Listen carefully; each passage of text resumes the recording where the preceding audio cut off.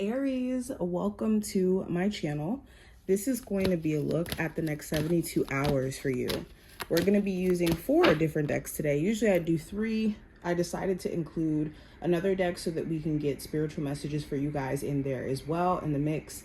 If you are new to my channel and you've never seen my videos before and you feel as if I resonate with you after this video, and you want to see future videos, make sure you subscribe so you never miss a beat. And if at any point you do want a personal reading, I will leave my information for you to book one in the description box. So just check there. I'll leave my email. I do phone sessions as well as video recorded readings. And let's go ahead and get into it. I'll pull 2 of these.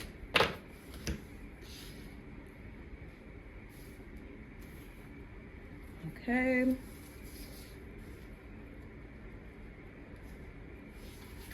Aries, the Sun, Moon, Rising, and Venus placements.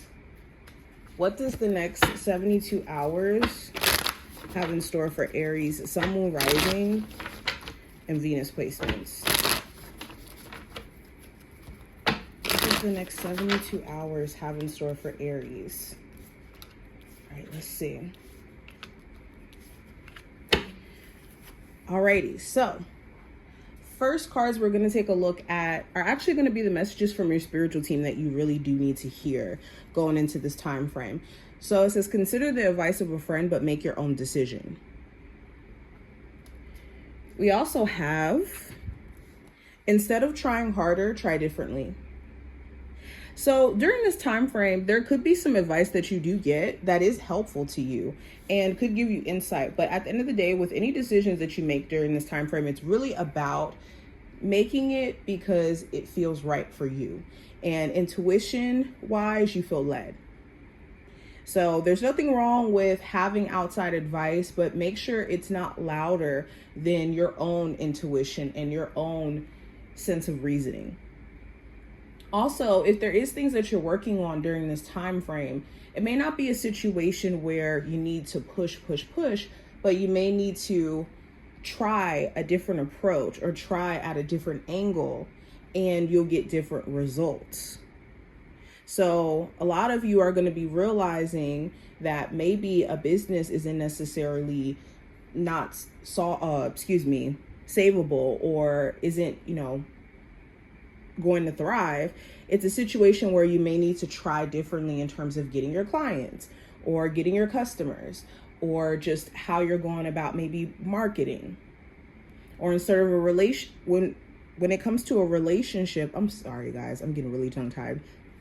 When it comes to a relationship in particular, it may not be that the relationship isn't fixable. It's just, instead of trying to get to a place of understanding with communication, there may be a need for you guys to look at more so trust, or needing to look at more so the actions that are being taken instead of just the words, for instance, to give you guys some examples. But to go deeper, we also have Globe, which represents possibility. We have Succulence, which represents resilience. We have the Heart Chakra. We have the Sacral Chakra, the Throat Chakra, and also Seek the Truth in Reverse. So there's a lot of chakra points that need your attention. The Throat Chakra, the Heart Chakra, and also the Sacral Chakra. The Heart Chakra, of course, is around matters of the heart, things that you care about.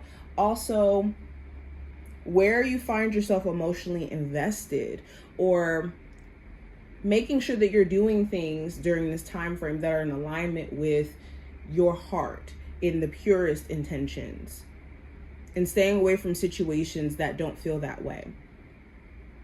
Also, when it comes to your sense of creativity, when it comes to your overall sense of creativity, but also sexual energy as well could be heightened during this time frame. There also may be a conversation of significance, or there may be a point where you really feel like you need to speak your truth.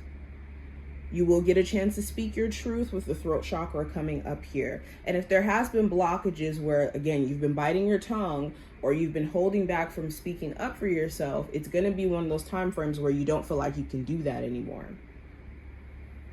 Now, this time frame is also about exploring what you're capable of and the possibilities of just trying. A lot of times, the only thing that's stopping us from seeing results or seeing the outcome we want to see is the lack of us wanting to try and be disappointed.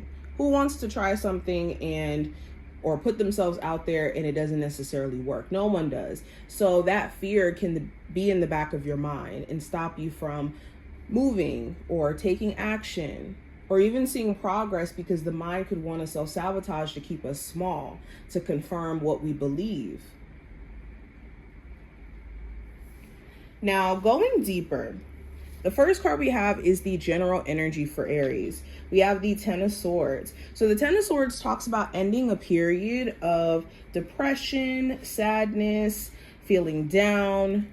You could be ending a cycle of just mentally exhausting yourself for no reason. If it felt like no matter how much you try, no matter how much you extend yourself to make a relationship work or to make a thing work, you could be at a place to where mentally you are just over it.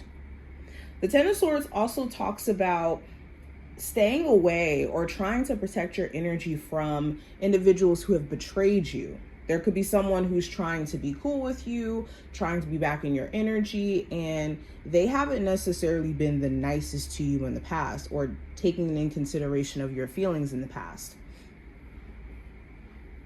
An older version of you is dying out, a version of you that's connected to your past and painful moments in the past.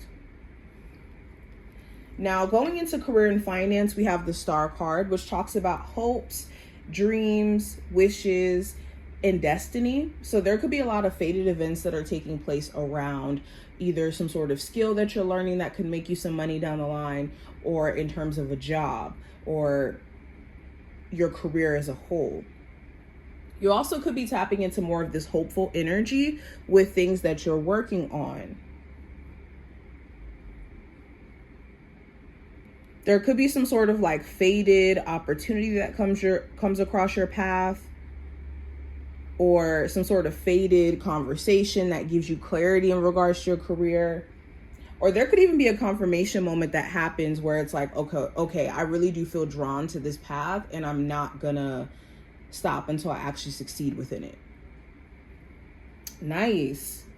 Now with love, we have the Nine of Cups.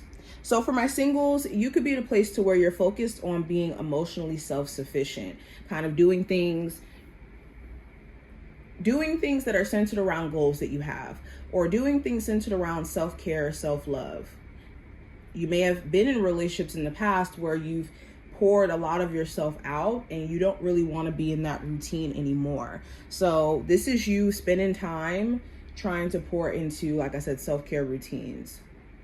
The Nine of Cups also, for my Aries who are in a relationship, could talk about knowing what you desire from your person, or feeling like you're with the person that you want to be with. Now, there could be times where emotionally you do wonder, like, okay, are we on the same page? What are we doing here? There could be like a check-in within your relationship that lets you know whether or not both of you guys' wants align.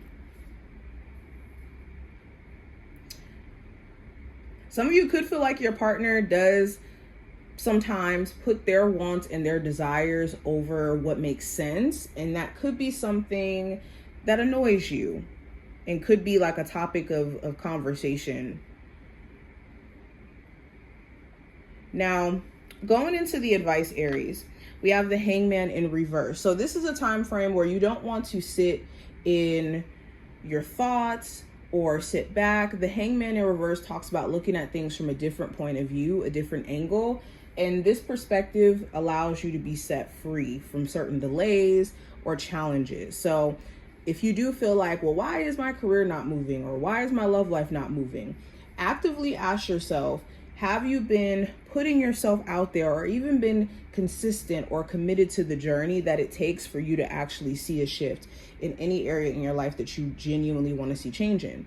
And if there is some things that you could maybe approach differently, whether that's putting yourself out there or in your career, maybe again, trying a different approach instead of trying harder, these may be some things to be considered. Also, If there's any stagnant situations, whether that's stagnant friendships or stagnant romantic relationships, it's not your duty to keep up with them or to overextend yourself to keep those relationships intact. You are okay to be free from situations you feel stagnate you. Now, when it comes to the challenge you may experience, Aries, during this time frame with the Seven of Wands in reverse, the challenge could be just being okay with surrendering. There could be certain challenging relationships where it's like, I went through hell and back. There's no way that this relationship is just done. Or there could be certain challenges that you've had to experience where giving it up to God may be very challenging. Especially with Aries having like that warrior spirit, we like to push through challenges and obstacles. And sometimes it's more so our benefit to back away from situations that don't necessarily reward us with anything by fighting these challenges.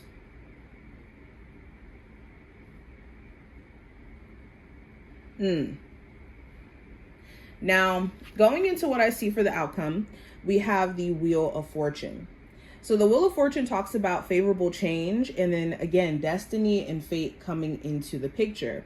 So there could be a lot of fated things that are happening that's actually going to assist you or push you into like this next phase or some sort of fated phase in your life.